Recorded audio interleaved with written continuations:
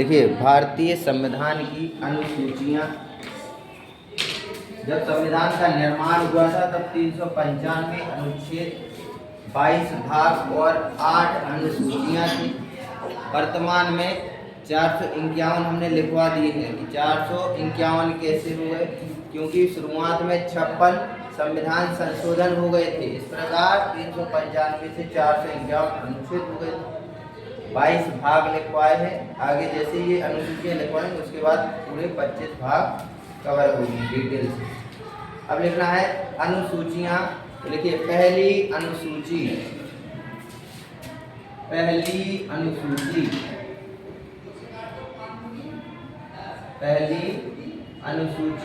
ऐसे लगा के लिखना है। इसमें क्या है, इसमें लिखिए राज्य एवं संघ राज्य क्षेत्रों का वर्णन।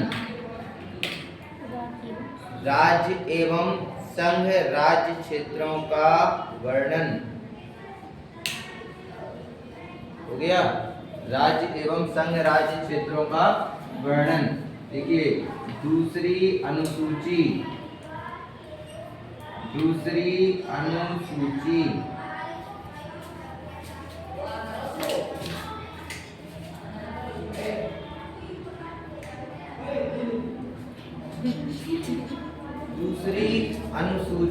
अब दूसरी अनुसूची में क्या है, राज्य आ गया और संघ राज्य क्षेत्र आ गया। इसमें लिखना भाग का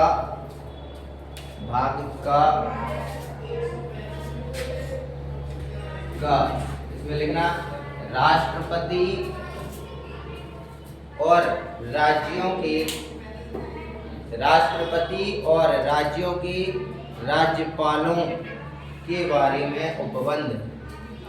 राष्ट्रपति और राज्यों के राज्यपालों के बारे में उपबंध हो गया। तीसरी अनुसूची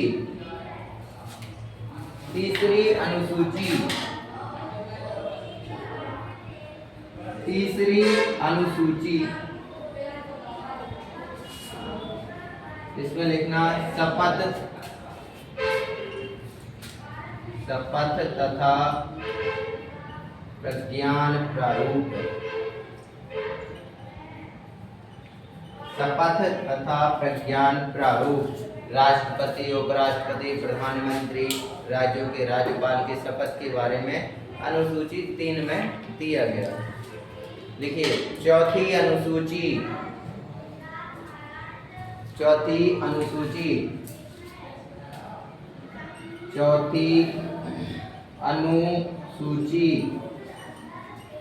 राज्यसभा की सीटों का आवंटन। राज्यसभा की सीटों का आवंटन। राज्यसभा की सीटों का आवंटन होता है। हो गया राज्यसभा की सीटों का आवंटन। देखिए, पांचवी अनुसूची क्या लिखना है, पांचवी अनुसूची। इसमें लिखना अनुसूचित क्षेत्रों। पांचवी अनुसूची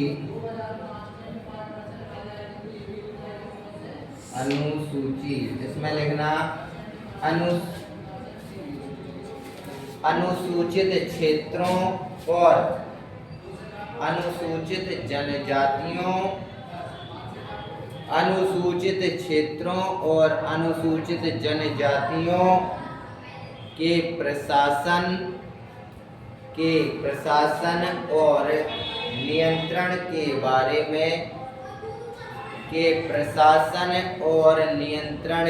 बारे में उपबंध। जहाँ जहाँ जनजातियाँ रहती हैं, अनुसूचित जातियाँ रहती हैं और जनजातियाँ रहती हैं, तो उनके बारे में कैसे वहाँ पंचायतें निर्मित की जाएंगी, कैसे वहाँ कार्य चलेगा, इनके बारे में उपबंध किसमें है, 5वीं अनुसूची में। लिखिए 6ठी अनुसूची, 6ठी अनुसूची, 6ठी अनुसूची, 6ठी अनुसूची, 6ठी अनुसूची, 6ठी अनुसूची में लिखना असम, मेघालय। 6ठी अनुसूची में लिखना असम, मेघालय, त्रिपुरा और मिजोरम राज्यों की, असम, मेघालय, त्रिपुरा और मिजोरम राज्यों की जनजाति क्षेत्रों की, जनजाति क्षेत्रों के, जनजाति क्षेत्रों के प्रशासन के बारे में उपबंध, जनजाति क्षेत्रों के प्रशासन के बारे में उपबंध, बारे में उपबंध। तो 4 राज्यों के लिए है ये 6वीं अनुसूची, असम, मेघालय, त्रिपुरा और मिजोरम। बाकी और राज्यों के लिए नहीं है ये 6ठी अनुसूची। 4 राज्यों में जनजातीय क्षेत्र जो है वहाँ के लिए।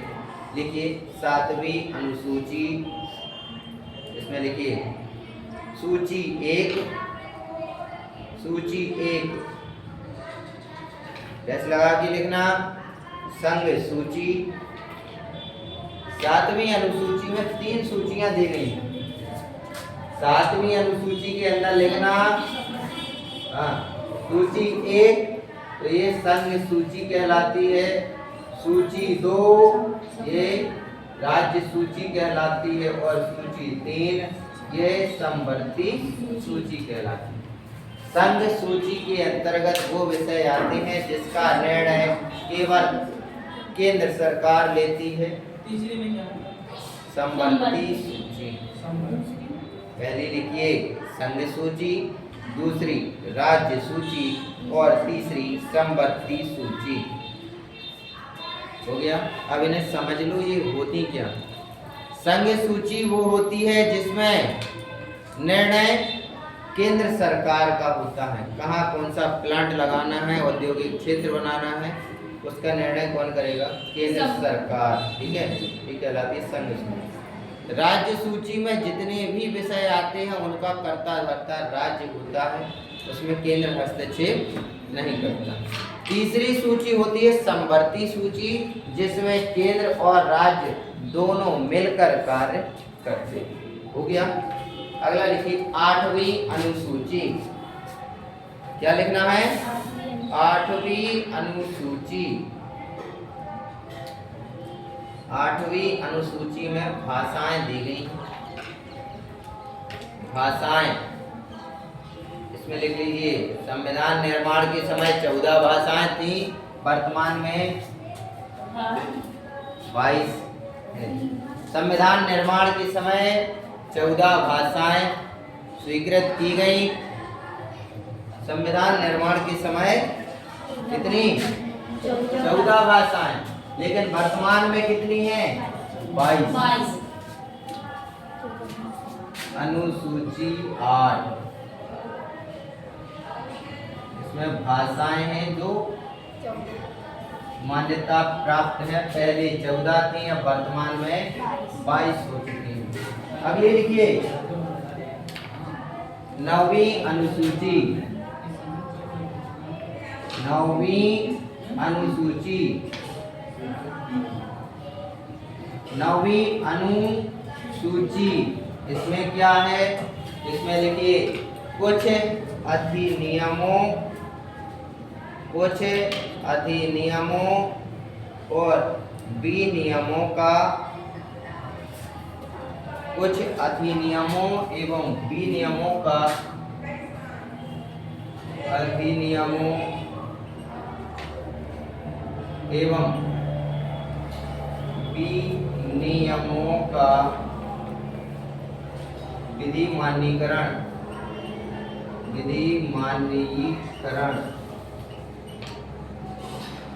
कुछ अधिनियम और कुछ विनियम। विधि मानकीकरण, विधि का मतलब होता है कानून, जिन्हें कानून मान्यता देता है। देखिए 10वीं अनुसूची, 10वीं अनुसूची, 10वीं अनुसूची, इसमें लिखना दल बदल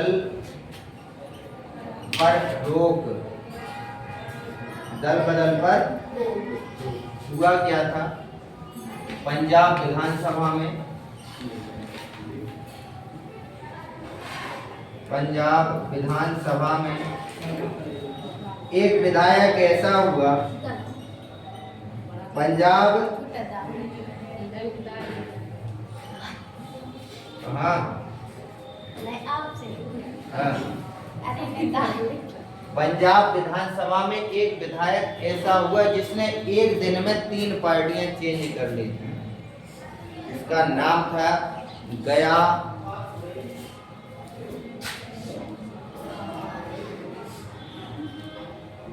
गयालाल। फिर इसके ऊपर एक लाइन ही बन गई, गयाराम इसका नाम था, और फिर लाइन क्या बन गई? आया राम गया राम। आया भी है और चला भी गया है। इसी की वजह से संविधान में 10वीं अनुसूची जोड़ी गई। पहले कुछ विधायक साथ में जाते थे, 10-25 विधायक इस पार्टी से उस पार्टी में चले जाते थे, लेकिन ये ऐसे थे, इन्हें देख के संविधान को ही बदलना पड़ा कि नहीं, अब ये अकेले अकेले जा रहे हो, एक दिन में 3 पार्टियां चेंज कर रहे हैं। ठीक है, तो ये कहावत हो गई आया राम और दल बदल के लिए याद रखना, अनुसूची 10 दल बदल आया राम और। अगले लिखिए 11वीं अनुसूची, 11वीं अनुसूची, 11वीं अनुसूची में लिखना पंचायतें। 11वीं अनुसूची, इसमें लिखना पंचायतें। जो हर गांव में सरपंच होता है, उप सरपंच होता है, और कौन होता है? सदस्य होते हैं। जैसे नगर पंचायत, नगर पालिका में क्या होता है? अध्यक्ष होता है और पार्षद होते हैं। ऐसे ही गांव में एक सरपंच होता है, एक उप सरपंच होता है, और समिति के सदस्य होते हैं। ठीक है, और समिति के सदस्यों का चुनाव नहीं होता है। इस बार जो गांव से आते हो, सरपंच का चुनाव ना लड़ पाए ना लड़ पाए, लेकिन जिसके पास 50-60 वोट हैं, बोल देना समिति का सदस्य बनाना हो तो वोट देंगे, नहीं तो वोट नहीं देंगे। राजनीति में प्रवेश करना बहुत जरूरी है। ठीक है, पढ़ते भी जाओ और थोड़ा राजनीति का ज्ञान भी लेते जाओ। 12वीं अनुसूची, पंचायतें नहीं लिखा, 12वीं अनुसूची, इसमें नगर पालिकाएं हैं। 12वीं अनुसूची नगर पालिकाओं के बारे में है। नगर पालिकाएं हो गया। आपकी नोट कहाँ है? घर पे कोई नहीं था आज का। ये हो गई आपकी 12 की 12 अनुसूचियां। ठीक है, लिखिए अध्याय 5 नागरिकता। अध्याय 5 नागरिकता के बारे में लिखेंगे।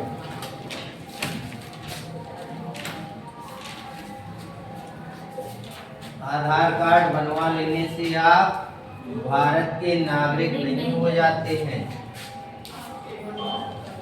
अध्याय 5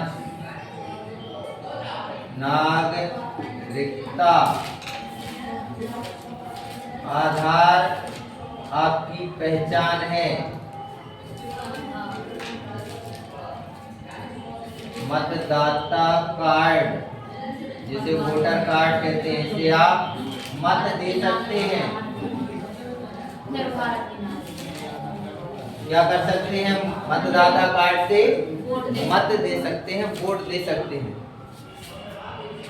और तीसरा क्या बचा? क्या बचा तीसरा? अरे कुछ तो बोलिए।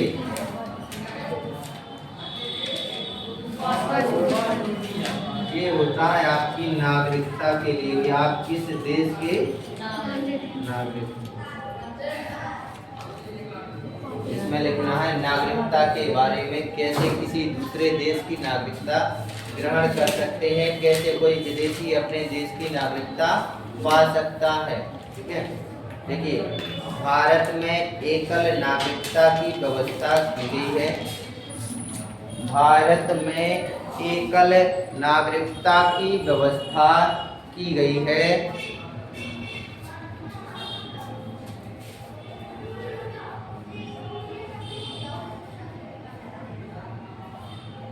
हो गया, भारत में एकल नागरिकता की व्यवस्था की गई है। अगला पॉइंट, भारतीय संविधान में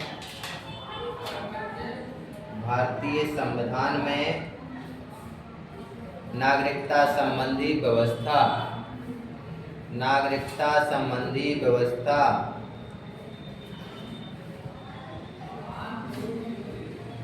संविधान के भाग 2 में,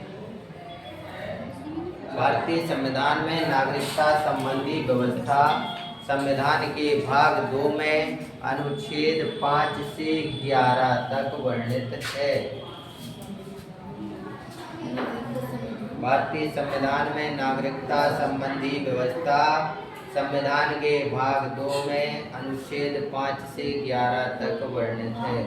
तो अध्याय 4 लिखवाया था, तो उसमें भाग लिखवाए थे ना 22। भाग 2 में क्या है? नागरिकता है, अनुच्छेद 5 से 11 तक। हो गया, 5 से 11 तक। तो अभी हमने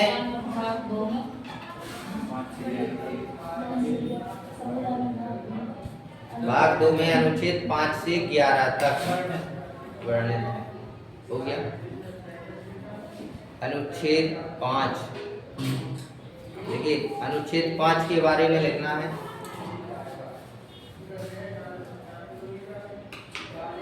संविधान प्रारंभ होने की तिथि पर वह प्रत्येक व्यक्ति, संविधान प्रारंभ होने की तिथि पर वह प्रत्येक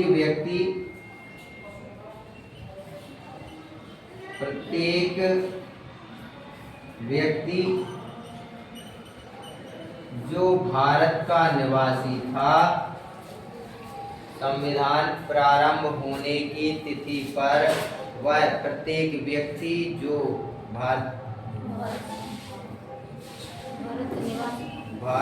का निवासी था, जो भारत में जन्म लिया हो, हाँ निवासी था, कौमा जो भारत में जन्म लिया हो गया, कौमा माता पिता दोनों में से कोई, माता पिता दोनों में से कोई भारत में जन्मा हो, माता पिता दोनों में से कोई भारत में जन्मा हो, अथवा संविधान के प्रारंभ से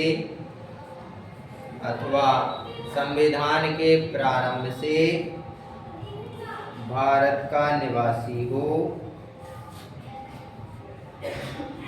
अथवा संविधान के प्रारंभ से 5 वर्ष पूर्व, 5 वर्ष पूर्व भारत का निवासी हो,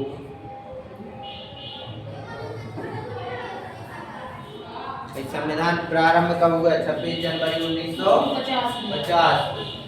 अगर कोई 1945 से भारत में रह रहा था तो वो भारत का नागरिक माना जाएगा। संविधान प्रारंभ होने की तिथि से पहले कोई विदेशी महिला भारत के आदमी से या विदेशी आदमी भारत की लड़की से शादी करता है तो उनके बच्चे भारत के नागरिक कहलाएंगे। ठीक है। अनुच्छेद 6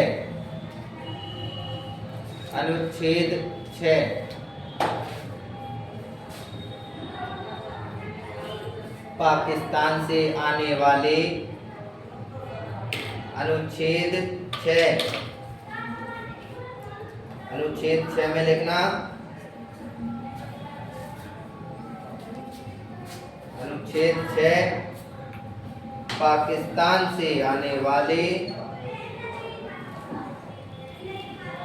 व्यक्ति को भारतीय नागरिकता के संबंध में, पाकिस्तान से आने वाले व्यक्ति को भारतीय नागरिकता के संबंध में प्रावधान किया गया है।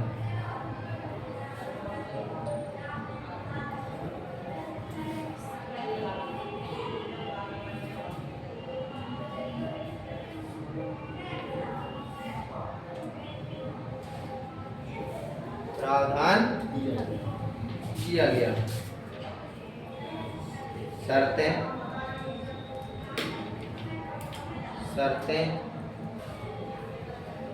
पहली लिखना शर्त, यदि वह या उसके माता पिता में से, यदि वह या उसके माता पिता में से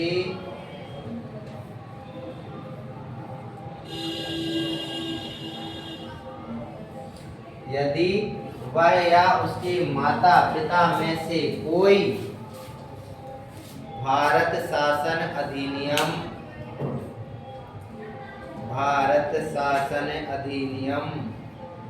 1935 में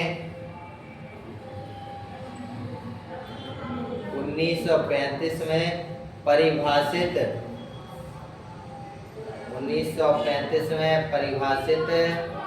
भारत में जन्मा था। कहने का मतलब ये है, जब भारत पाकिस्तान का बंटवारा हो गया तो कुछ मुस्लिम यहाँ से पाकिस्तान चले गए और कुछ हिंदू पाकिस्तान से भारत में आ गए। अब भारत में आ गए तो थे तो पहले पूरे भारतीय, लेकिन अब उन्हें नागरिकता कैसे दी जाए? नागरिकता के लिए उन्होंने क्या किया कि भारत सरकार अधिनियम 1935 था, उसके तहत जितने भी लोग भारत में निवास कर रहे थे, मतलब पाकिस्तान और भारत में, यदि उनके माता पिता का जन्म उस समय भारत में हुआ था, माता पिता में से किसी एक का जन्म, तो उन्हें भारत की नागरिकता मिल जाती। ठीक है। दूसरा पॉइंट, यदि उसने 19 जुलाई 1948 से पहले, यदि उसने का मतलब जिसे नागरिकता चाहिए, यदि उसने 19 जुलाई 1948 से पहले प्रव्रजन कर लिया है,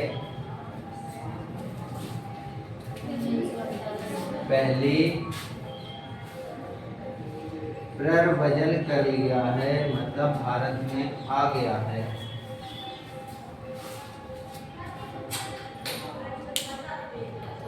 हो गया,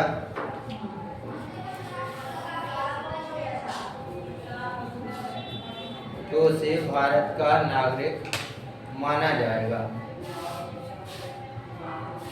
तो उसे भारत का नागरिक माना जाएगा।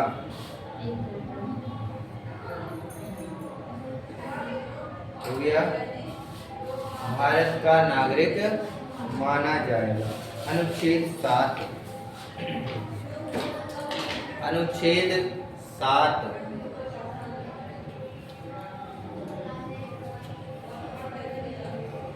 भारत से पाकिस्तान चले गए व्यक्तियों की नागरिकता का प्रावधान किया गया है। क्या किया गया है? जो भारत से पाकिस्तान चले गए, अनुच्छेद 7, जो भारत से पाकिस्तान चले गए हैं उनके लिए, भारत से पाकिस्तान चले गए व्यक्तियों की नागरिकता का प्रावधान किया गया है। भारत से पाकिस्तान चले गए व्यक्तियों की नागरिकता का प्रावधान किया गया है। इसी के आगे लिखना, अनुच्छेद 7 में, अनुच्छेद 7 में उन व्यक्तियों की नागरिकता के, अनुच्छेद 7 में उन व्यक्तियों की नागरिकता के अधिकारों का, उन व्यक्तियों की नागरिकता के अधिकारों का प्रावधान किया गया है, जो प्रावधान किया गया है जो 1 मार्च 1947 के बाद, जो 1 मार्च 1947 के बाद पाकिस्तान में प्रवास कर रहे थे। 1 मार्च 1947 के बाद पाकिस्तान में प्रवास कर रहे थे, किंतु बाद में वापस चले आए। तो जब कैबिनेट नेशन प्लान वगैरह आया, भारत छोड़ो आंदोलन 1942 में चल रहा था, भारत से कुछ कहाँ चले गए? पाकिस्तान में। ऐसा कह रहा है कि 1 मार्च 1947 से पहले यदि वो वापस आ गए तो उन्हें भारत की नागरिकता दे दी। अनुच्छेद 8,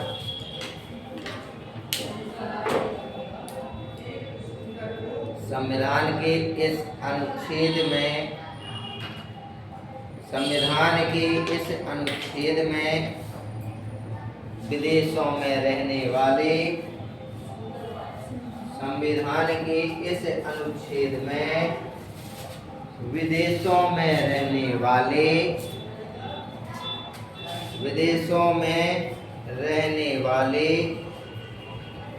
हो गया, भारतीय मूल के, भारतीय मूल के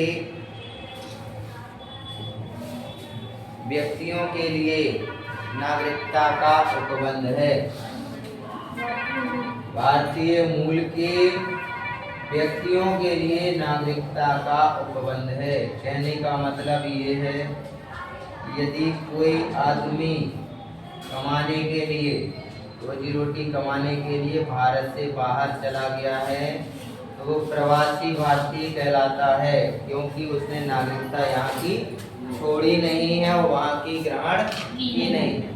उनके लिए प्रावधान रहता है कि वो अगर भारत में आकर अपनी नागरिकता चाहें, अनुच्छेद 8 के तहत नागरिकता ग्रहण कर सकते हैं।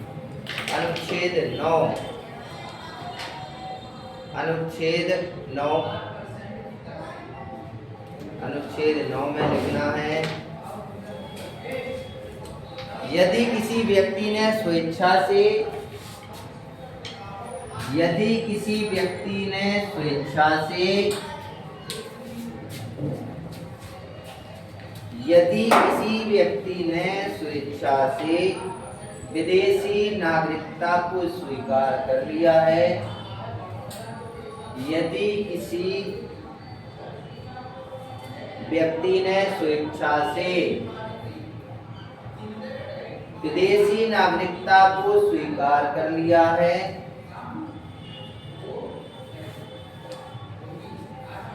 हो गया, तो वह भारत का नागरिक नहीं माना जाएगा।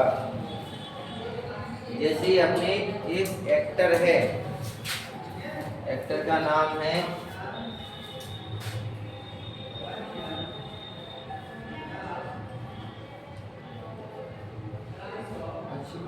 इसने कनाडा की नागरिकता ग्रहण कर ली है। ठीक है, उत्तरी अमेरिका में एक देश है कनाडा, जिसकी नागरिकता इसने ग्रहण कर ली है। यहाँ अब ये वीजा पर रहता है। सर जैसे शुक्ला है और उनकी शादी से तिवारी है, उनका आधार कार्ड मार्कशीट से परेशानी नहीं होती। आधार कार्ड चेंज आधार कार्ड में चेंज जैसे पटेल है तो ये अपना वंश नहीं लिखते हैं, लेकिन ब्राह्मणों में क्या करते हैं, वंश लिखते हैं। कोई तिवारी लिखता है, कोई शुक्ला लिखता है, कोई द्विवेदी लिखता है, त्रिवेदी लिखता है, पंडित लिखता है। तो ये अपने वंश को लिख देते हैं। बाद में चेंज आधार कार्ड में हो जाता है, मार्कशीट में उतनी ज़रूरत नहीं पड़ती, नहीं तो फिर भटकते रहो भोपाल के चक्कर में। ठीक है, और मार्कशीट आधार कार्ड में अगर चेंज भी नहीं करवाना है तो जहाँ पिता का नाम लिखा है, मान के चलो लड़की है तिवारी और लड़का है शुक्ला, तो पति का नाम लिख जाएगा ना, डैश शुक्ला। जो लड़के का नाम होगा शुक्ला आधार में लिख जाएगा, क्या परेशानी है।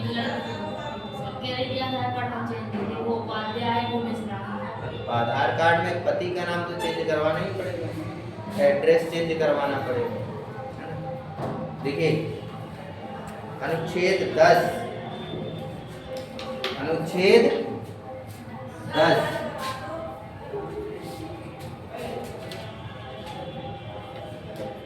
अनुच्छेद 10 में लिखना, इस अनुच्छेद में नागरिकता के अधिकारों की, इस अनुच्छेद में नागरिकता के अधिकारों की बने रहने का प्रावधान है। इस अनुच्छेद में नागरिकता के बने रहने का प्रावधान है।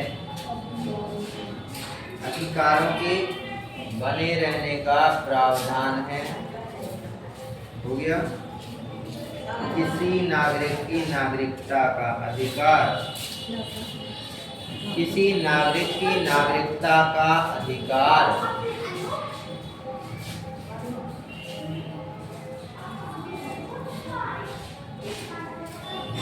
किसी नागरिक की नागरिकता का अधिकार संसद विधान के अतिरिक्त, संसद विधान के अतिरिक्त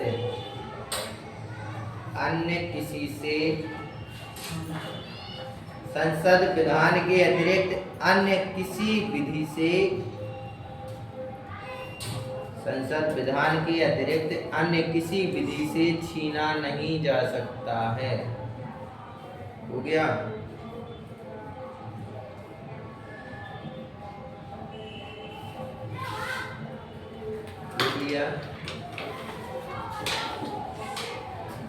अनुच्छेद 11, अनुच्छेद 11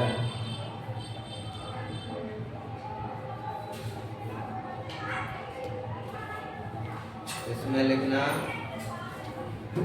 इस अनुच्छेद के तहत संसद को, इस अनुच्छेद के तहत नागरिक संसद को नागरिकता के अर्जन तथा, संसद को नागरिकता के अर्जन तथा निरसन से संबंधित,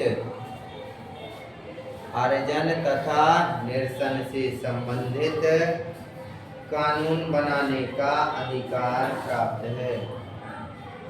कानून बनाने का अधिकार प्राप्त है। हो गया। कानून बनाने का अधिकार प्राप्त है।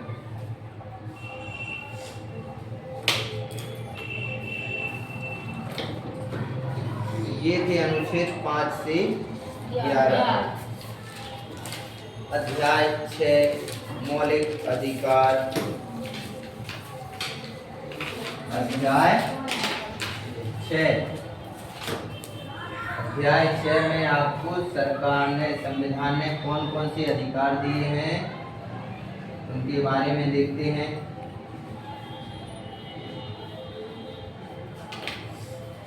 मौलिक अधिकार। पुलिस फोन लगाती है कि आपके नाम से FIR है, आपको पकड़ने घर आ जाती है, तो आपके पास क्या अधिकार है? पुलिस फोन लगाती है कि आपके खिलाफ वारंट है, हम आपको पकड़ने आ रहे हैं, तो बोल दीजिए आ जाओ, लेकिन वारंट लेके आना। क्या लेके आना? वारंट। कोर्ट से लिखवा कर ले आओ कि आप हमें गिरफ्तार करने आ रहे हैं। पुलिस का सबसे बड़ा अधिकारी भी यदि आपको गिरफ्तार करने आता है और उसके पास कोर्ट से लिया गया आदेश, जिसे वारंट कहते हैं, वो नहीं है, तो कोई भी अधिकारी, चाहे वो कांस्टेबल हो, चाहे DGP हो, डायरेक्टर जनरल ऑफ पुलिस, आपको गिरफ्तार तो क्या हाथ नहीं लगा सकते।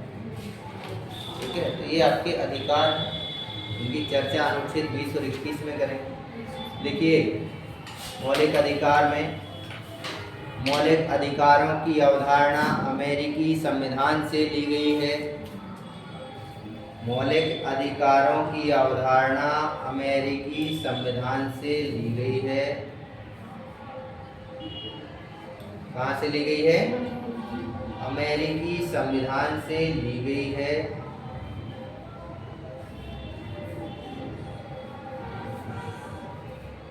ये अधिकार नागरिकों के लिए हैं।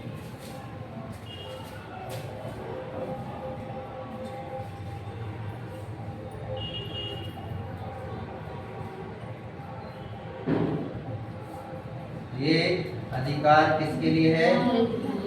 नागरिकों के लिए है। नागरिकों के लिए है। तीसरा लिखिए, ये सरकार के ऊपर नकारात्मक अवधारणा है। ये सरकार के ऊपर नकारात्मक अवधारणा है। सरकार के ऊपर नकारात्मक अवधारणा है। ये सरकार के ऊपर क्या है? नकारात्मक अवधारणा। नकारात्मक क्यों है? यदि आपके मूल अधिकारों का हनन होता है तो आप कहाँ केस कर सकते हैं? कोर्ट में, सीधे सुप्रीम कोर्ट में केस कर सकते हैं। इसलिए ये सरकार के ऊपर नकारात्मक अवधारणा है। ये न्याय योग्य अवधारणा है। अगला लिखिए, ये न्याय योग्य अवधारणा है। न्याय योग्य अवधारणा, ये क्या है? न्याय योग्य अवधारणा है। मतलब यदि इनका हनन होता है तो आपको न्याय मिलेगा। यह न्याय योग्य अवधारणा है। ये संविधान के भाग 3 में उल्लेखित है। अगला पॉइंट है, ये संविधान के भाग 3 में उल्लेखित है।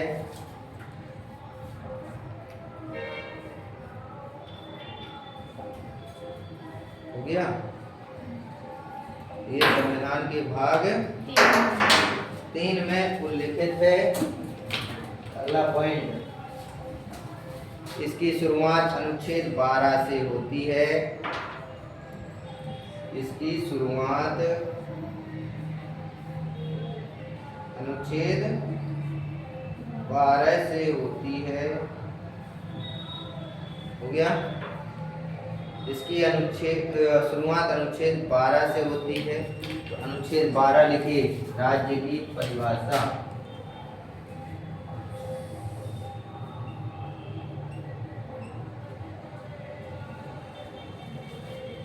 अनुच्छेद 12 राज्य की परिभाषा के बारे में बताया गया। अनुच्छेद 13 न्यायिक पुनर्विचार की अवधारणा है।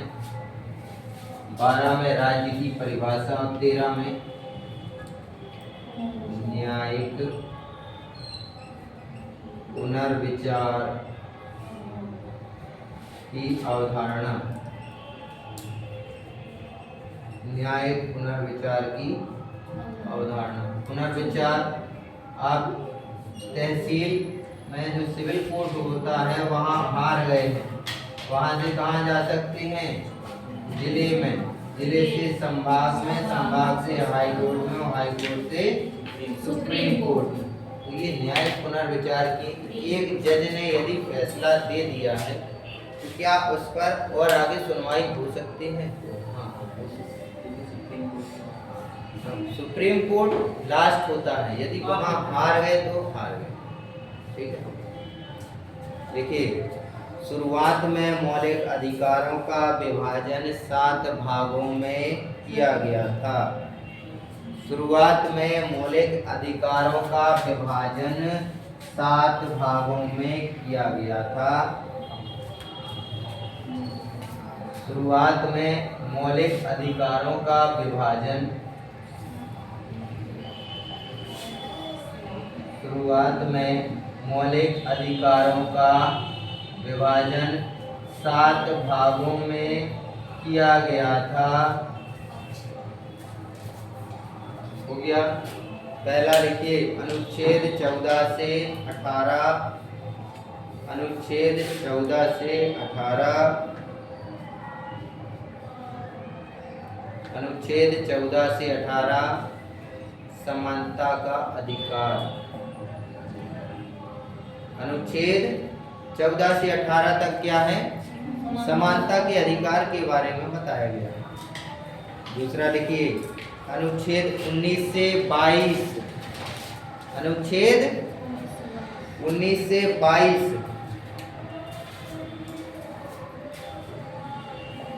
समानता हो गई 14 से 18। फिर लिखना 19 से 22, अब 19 से 22 में क्या है? अभी हमने बताया था, 19 से 22 में संरक्षण। तो इसमें लिखिए स्वतंत्रता का अधिकार, स्वतंत्रता का अधिकार।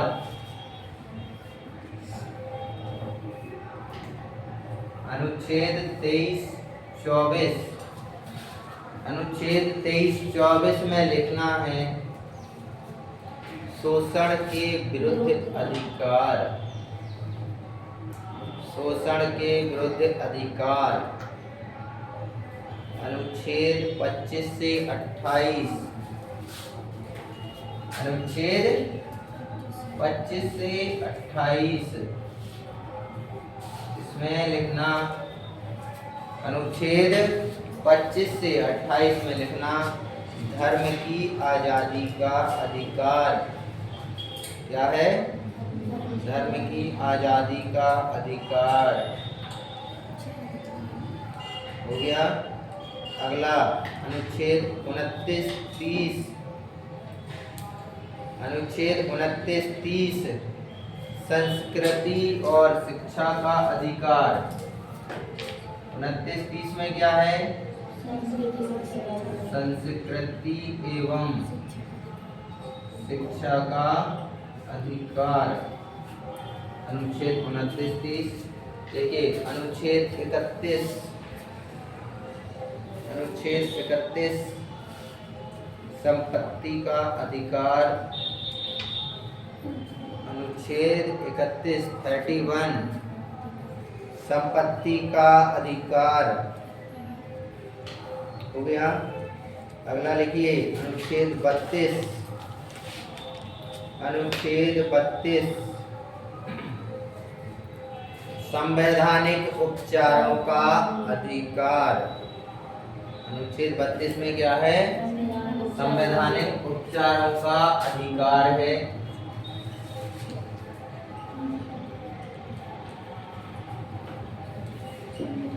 संवैधानिक उपचारों का अधिकार है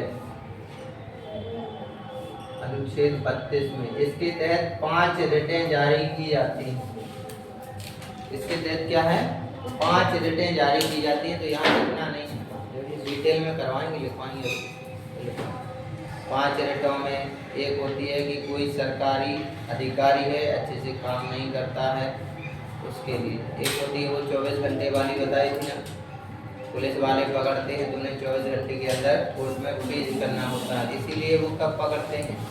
शनिवार की शाम को, शनिवार की रात, रविवार की रात और दिन देश उठाई, और फिर सोमवार को फाइनल करेगी। ठीक है, देखिए 44वें संविधान संशोधन अधिनियम 1978 के द्वारा, 44 अरे 44वां संविधान संशोधन, अगला पॉइंट, 44वां संविधान संशोधन 1978 के द्वारा, 44वां संविधान संशोधन 1978 के द्वारा अनुच्छेद 31 को, 44वें संविधान संशोधन 1978 के द्वारा अनुच्छेद 31 को मूल अधिकार से हटाकर कानूनी अधिकार बनाकर अनुच्छेद 300 का में रख दिया गया। 44वां संविधान संशोधन 1978 के द्वारा अनुच्छेद 31 के मूल अधिकार को हटाकर संवैधानिक अधिकार अनुच्छेद 300 का में रख दिया गया। 300 का में रख दिया गया। हो गया। कल बताया था ना हमने, किसी की जमीन आ जाती थी बीच रोड पे तो वो देने से मना कर देता था, प्लान फेल हो जाता था। इन्होंने क्या किया, पूरी जमीन कह दी कि अब ये शासन की है, आप खेती करते हैं। क्यों? क्योंकि आपने वो पैसे दिए हैं उस जगह के, सरकार जब चाहे तब आपसे ले सकती है। हेडिंग डालिए, समानता का अधिकार अनुच्छेद 14 से 18। समानता का अधिकार अनुच्छेद 14 से 18। समानता का अधिकार अनुच्छेद 14 से 18।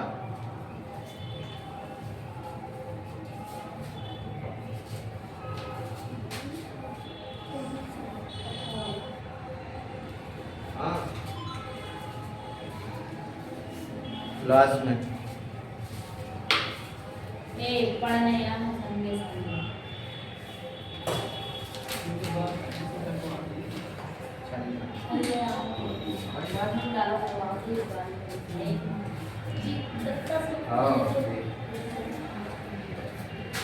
समानता का अधिकार अनुच्छेद 14 से 18। दूसरा इसमें देखिए अनुच्छेद 14, अब क्या पढ़ेंगे? 14 अभी तक तो पढ़ा है, पहले 14 से 18 तक समानता का, फिर स्वतंत्रता का, फिर शोषण के विरुद्ध, फिर धार्मिक स्वतंत्रता, फिर संस्कृति, शिक्षा, फिर संपत्ति का, और फिर संवैधानिक उपचारों का। अभी तो पढ़ा है जैसे किताब के पन्ने पलट गए थे। अब पढ़ते हैं अनुच्छेद। ठीक है, देखिए अनुच्छेद 14, अनुच्छेद 14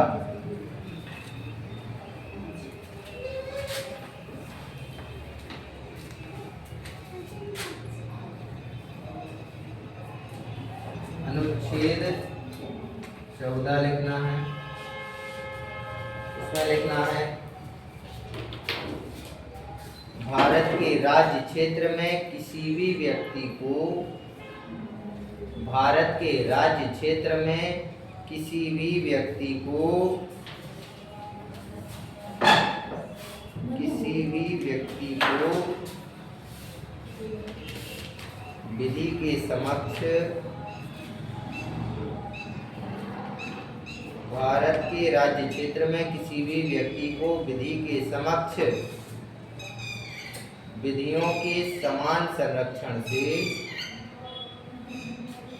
विधियों के समान संरक्षण से वंचित नहीं किया जाएगा। विधियों के समान संरक्षण से वंचित नहीं किया जाएगा।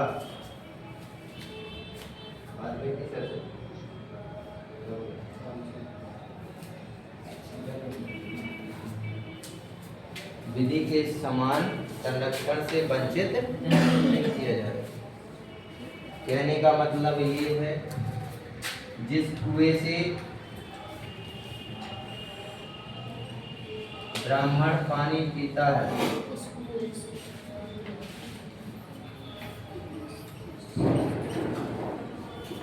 सब पानी पी सकते हैं, समानता का अधिकार। समानता का अधिकार ठीक है, समान सब समान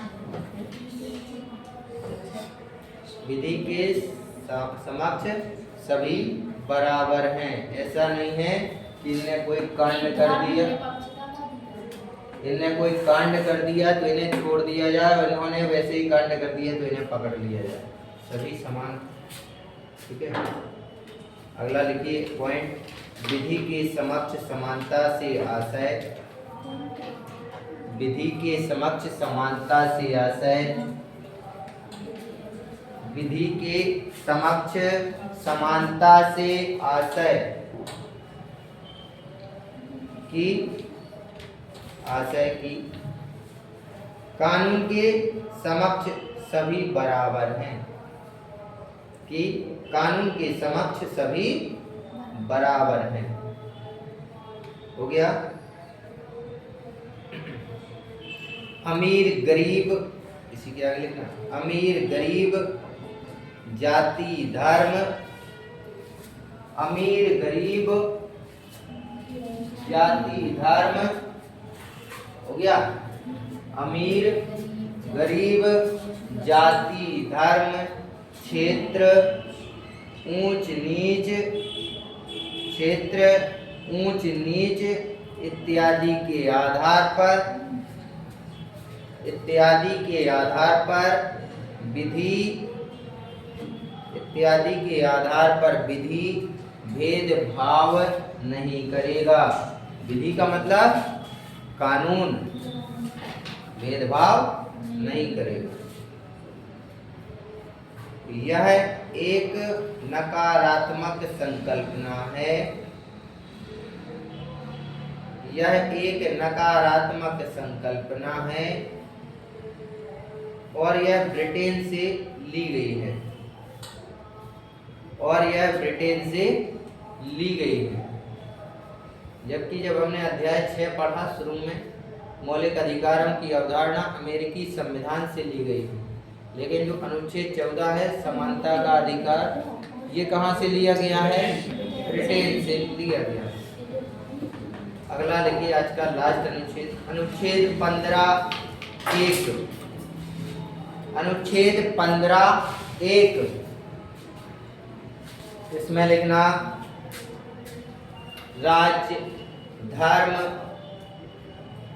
राज्य धर्म मूल वंश जाति, राज्य कोमा धर्म कोमा मूल वंश कोमा जाति, लिंग एवं जन्म स्थान के आधार पर, लिंग एवं जन्म स्थान के आधार पर किसी नागरिक से भेदभाव नहीं किया जाएगा, किसी नागरिक से जन्म स्थान के आधार पर भेदभाव नहीं किया जाएगा। हो गया। ये थी आपकी तीसरी या चौथी क्लास, चौथी क्लास। इसके आगे करेंगे अनुच्छेद 16 कल की क्लास में। ठीक है।